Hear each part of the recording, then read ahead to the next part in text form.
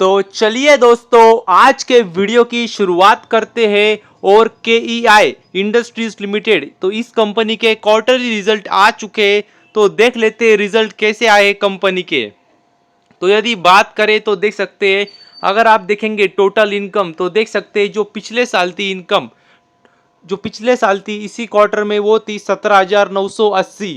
और जो इनकम पिछले क्वार्टर में आई थी वो थी 19,500। और जो इनकम अभी आई है वो है 20,700। तो देख सकते हैं इनकम ईयरली भी बढ़ी है, क्वार्टरली भी बढ़ी है, तो कह सकते हैं काफ़ी अच्छी बात है। और अगर आप खर्चे भी देखेंगे टोटल एक्सपेंसेस तो वो भी देख सकते हैं जो पिछले साल हुए थे कंपनी के इसी क्वार्टर में वो थे 16,200। और जो खर्चे पिछले क्वार्टर में हुए थे वो थे 17,600। और जो खर्चे अभी हुए वो है 18,700। तो जैसे इनकम बढ़ी है वैसे अगर आप देखेंगे तो कंपनी के खर्चे भी बढ़े। तो हमें देखना होगा net profit, profit for the period. तो कंपनी ऑफ कोर्स प्रॉफिट में ही है। तो अगर आप देखेंगे net profit, profit for the period, तो जो पिछले साल था प्रॉफिट कंपनी का इसी क्वार्टर में वो था 1286, मतलब 1280 का प्रॉफिट था पिछले साल इसी क्वार्टर में। और जो पिछले क्वार्टर में आया था प्रॉफिट वो था 1400 का 1400। और जो प्रॉफिट अभी आया है वो है 1500 का 1506। तो देख सकते प्रॉफिट में जंप आई है, ईयरली भी जंप है, क्वार्टरली भी जंप है। क्वार्टरली देखेंगे तो बहुत बड़ी जंप नहीं है मगर जंप है, जो कि कह सकते हैं काफी बढ़िया बात है कंपनी के लिए। और यदि अगर आप देखेंगे ईपीएस तो ईपीएस भी देख सकते हैं जो पिछले साल ईपीएस था इसी क्वार्टर में वो था 14.26। और जो ईपीएस पिछले क्वार्टर में आया था वो था 15.54।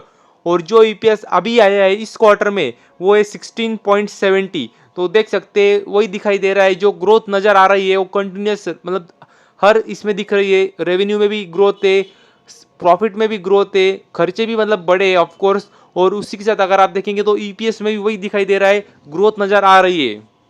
और यदि अगर आप सेगमेंटेड रेवेन्यू भी अगर आप देखेंगे तो देख सकते हैं कंपनी के, अगर आप देखेंगे तो मुख्य 3 सेगमेंट है। केबल्स एंड वायर सेगमेंट है, स्टेनलेस स्टील वायर सेगमेंट है और ईपीसी प्रोजेक्ट, ऐसे 3 सेगमेंट है। और उसमें भी अगर आप देखेंगे तो उनका जो मेन सेगमेंट है जहाँ से उनको सबसे ज़्यादा रेवेन्यू आता है वो विदाउट एनी डाउट वो एक केबल एंड वायर सेगमेंट, उसमें ही सबसे ज़्यादा कंपनी को रेवेन्यू आता है। और अगर आप देखेंगे केबल एंड रेवेन्यू सेगमेंट से तो देख सकते हैं अच्छी खासी ग्रोथ कंपनी ने दिखाई है। पिछले साल अगर आप देखेंगे इसी क्वार्टर में तो लगभग 16,300 का था रेवेन्यू। और पिछले क्वार्टर में अगर आप देखेंगे तो 17,700 का रेवेन्यू आया था। और इस क्वार्टर में देखेंगे तो 18,700 का रेवेन्यू आया है। तो उनके जो मेन स्ट्रीम है वहां से रेवेन्यू बढ़ा है, तो कह सकते हैं काफी बढ़िया बात है कंपनी के लिए। और भी यदि आप देखेंगे तो स्टेनलेस स्टील वायर से भी उनको रेवेन्यू आता है, उससे भी ज्यादा जो रेवेन्यू आता है वो आता है ईपीसी प्रोजेक्ट से।